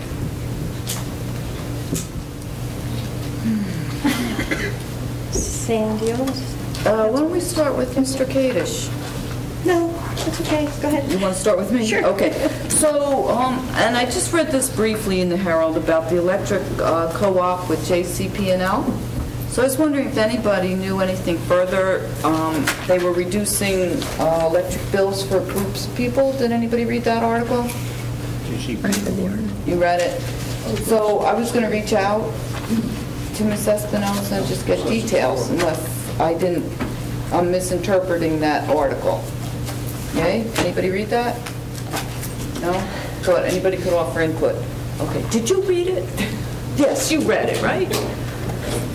So anyway, okay, so I'll look into that. It was reducing electric bills. We are looking into having a company check on it, do an audit for us, and find out at no cost to us what rates would be quoted by other vendors instead of JCP&L. Okay. JCP, these are like two different... For the township electric, not for the... Public, right. Right. Yeah, two different groups, yes. Okay, great. Well, that's good to know. Thank you. So that was one thing. Second thing is, and I was trying to look at capital expenses and compare them from what's in our draft budget this year versus last year. You worked on that capital expense report, Elka did, and did a very nice job. The only thing I'd like to see going forward when we do the next bond is to bring all the items out in the bond. So if we don't spend for that bond, so let me try to illustrate with an example. So if we bonded for a car, we list the car and leave the balance, leave it as zero. We didn't pay for it yet with that bond money. And then when we pay for it, plug it in. Because what was happening is I went back, I looked at our sheet that you did, but there's a lot of things in there that we bonded for, but it's not on that sheet. So to refresh my memory, I had to go back to the original bond. Am I making sense? Sort of. Pardon me? Sort of. I think I know where you're trying to get with it. Yeah, so we're listing for A, B, C, and D items. They're on that sheet, regardless whether we spent the money or not. Then when we spend the money, plug it in there. So if we bonded something in 2008, and it was a car, and now it's 2012, and we're bonding for that same car. Well, we bonded back then in 8. I would know that because it was listed there. That was what was in the bond that everybody voted on, but we never bought it. So I guess that's what I'm trying to illustrate. So you want me to show the ordinance number, what was the items that are in it, and then once it's paid, put the amount in that we paid for it? Right, just like you're doing now, Right. but list all the items. So we can just track the items. That's all. Okay. Because when I wanted to go back and look at what we bonded for last year, I had to go right to the bond. Okay, I'll look back at my spreadsheet today. And going forward, not complete what you've done already. Right. Okay. Thank you very much, because that's a very helpful document. And people can follow the bond money, and I think that's great. So thank you. So my last comment is, and again, I'm sorry that this had to be brought up in the public. Michelle, I apologize, but you were issued the rice notice, so you wanted it discussed. You do a great job. Everybody came here and spoke. I think I just said this a little while ago. However, and that's great, and we expect that from everybody. So we expect everybody to be performing at the top level, or I do, anyway. And I just feel an education in recreation, some kind of education or background in marketing, community development, but a formal education. And these are the principles that I stand with. I know you're saying now that with this audit, but it's really important to me, and I think people in department heads should have a certification at the very least, but a college education in the department area that they're leading in. And I'm very happy that everybody spoke on that high level. But I expect that from everybody. So thank you, and I'm sorry. And I am so sorry that, again, we're 5 people with individual opinions. You've asked us to vote, and I think we should be respected. I didn't care for all this banter on Facebook, and I don't think that was appropriate. And I'm sorry that it went that way. To me, it turned into a circus, and I didn't want to see that. If I could comment, Facebook is the way I communicate with my supporters, and I'm not giving up my First Amendment rights. I will do it whenever I want, and I will speak the truth on Facebook. As well as other means. Mr. Mayor, we just had Vic here on his Vic Vibes doing the same thing. We've just now traded it. And you know what? I'm not angry. I'm just disappointed. Let's put it that way. I'm just disappointed. And I'll leave it at that. But we had more respect for each other. Do you have any other comments? No, I don't. That's it. Councilman Kalish? Any comments? I really have already said what I was going to say, but I maintain that the mayor, under this form of government, has the right to fill his department heads. And I think it was inappropriate to question the job description and everything else, because it's the mayor's prerogative. But the law allows us to Okay, vote it's on not a it. discussion. No, No, I it's don't not. think- I can make my First Amendment but rights. Didn't we just discuss No, this? it's a council comment. Yes, you're right, It's a you're right. council I comment. Let's not apologize. go. I think the voting on it is a matter of protocol, that's all. I mean, not protocol, it's a formality. But I have to go back and read our ordinance and make sure that I'm correct. Anything else? No, I have a headache. You got aspirin.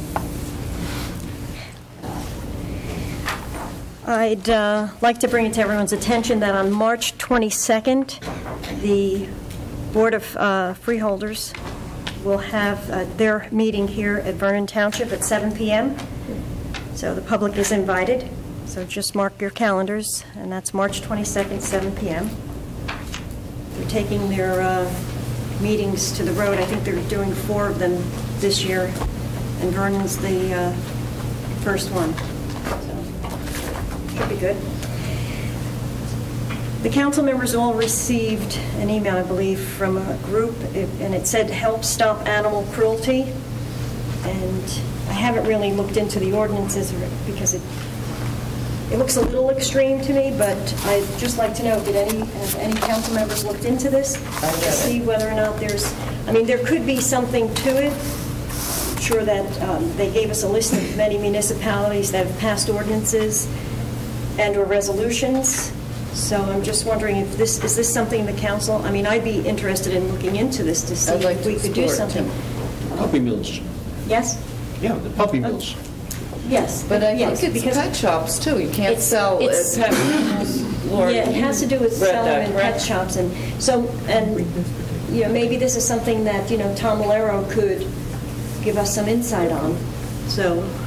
I as you agree. mentioned. I agree. Yeah, I think it's banning the sale of animals in pet shops. Yes, but it's just, like I said,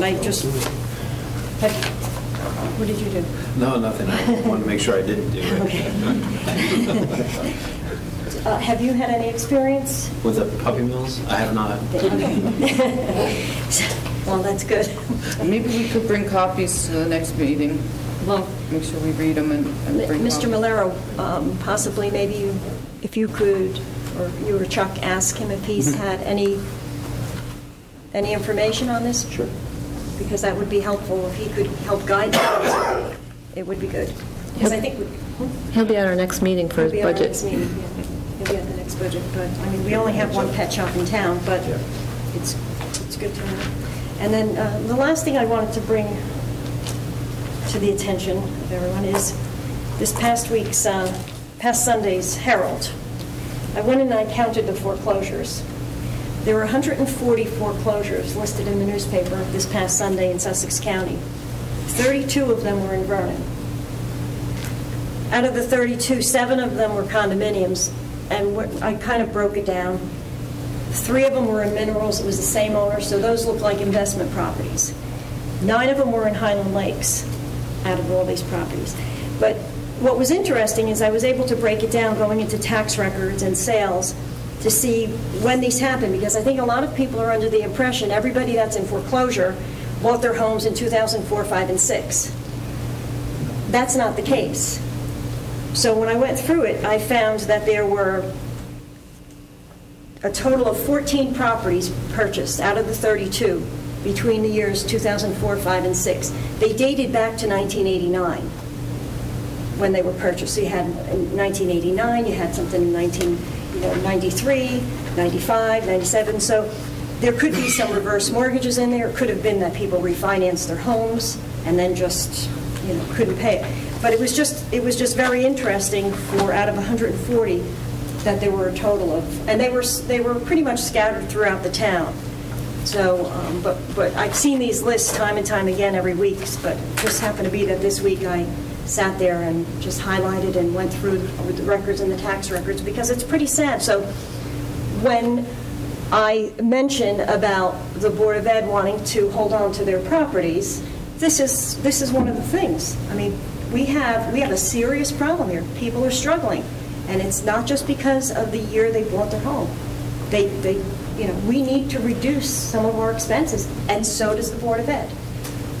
A question was asked of me, and I didn't know the answer. What's the total number of foreclosures in Vernon?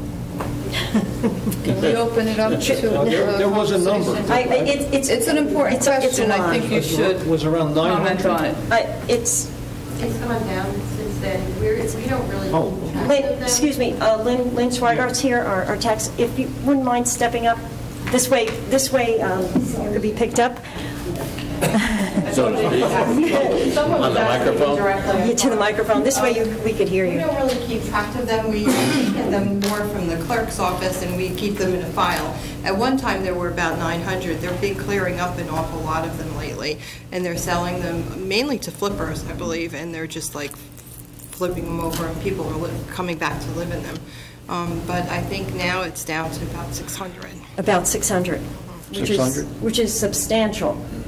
It's still substantial, but the numbers are coming down from where they were before. It was just horrendous before, but they're still coming in steadily right, Lauren? Yes, About- if I could interject, last year we received 255 foreclosure notices. That does not mean they are all foreclosed on, but those are notices of new foreclosures, which is down from 310 from the year before. But in 2014, the number actually had doubled, so we only were getting about 75 to 100, and we went up to, or 150, went up to over 300 in 2014. Yeah, I think the banks are finally foreclosing on all of them and just getting them out. They had a problem getting people out of the houses a lot of times, which took a long time, and plus they couldn't find some people because they bought a house in another state, so they have to be able to close it out. And they've just taken a long time, but it seems like they're clearing up a little bit now. Yeah, they are clearing. Well, we just did our top 10 list, which we're not totally done with, and one of the top 10 payers is the Federal Loan Association. So that shows you how many there are. Yeah. So, I was wondering, is there an advocate thank you. to help people who are being foreclosed on? Are there local attorneys that work on it? There's, For a fee? I don't know for sure if there are local attorneys that work on it. I do know that the state of New Jersey has done quite a bit of work to providing homeowners with information that they can use to contest the foreclosure case if they decide to do so. That information's on the judiciary's webpage. But I don't believe that there's been a designated state advocate for individuals being foreclosed on. I mean, there were 5 in the paper that were purchased in 2001. We're about at the 2001 prices right now. So, I mean, that just goes to show. That's why I just wanted, when I saw that, it was interesting because until you actually look at the numbers, and having the tax records available makes it a lot easier because you can actually see when they purchased and what they purchased for. Well, I was also interested in what Lynn brought up, and that is who are the major holders of these mortgages? I mean, are they all banks, or are there some private mortgages that are being foreclosed on? Private, you mean like private owners? Yeah. Maybe a few, but Most of them are banks. most of them. Yeah, how many people, that's an interesting question, how many people walk away from the house because they just can't pay their taxes? Was there a way to know that, Ms. Schweiger? It's not usually the taxes that they can't pay. They usually borrow. Oh, I'm sorry. It's not usually the taxes that they can't pay. They, especially if they still have a mortgage, the mortgage company pays taxes for them within the mortgage. They just walk away from the mortgage rate. Yeah, but is If there they- any homeowners that just walk away because they can't afford their taxes? No, that's not what she's saying. There's no way to know that. There's no way to know that. Right, if they owned their home, and if they owned it free and clear and couldn't pay their taxes, well, then they could sell their home. They would sell, but I'm wondering, do people just walk away? That's Well, that would, asking. yeah, if they only owed it for taxes, I mean, I guess it's always Don't do possible, back but that would be that they really didn't property's ask not for any worth help. that much? No, they didn't ask for any help. You know, because, I mean, even if your taxes are $10,000 a year and you don't owe anything on your home, why would you walk away from it? Because you couldn't pay your taxes, you'd sell it. Yeah, that's So. Can I have a motion to adjourn? Motion. Second? All in favor? Aye.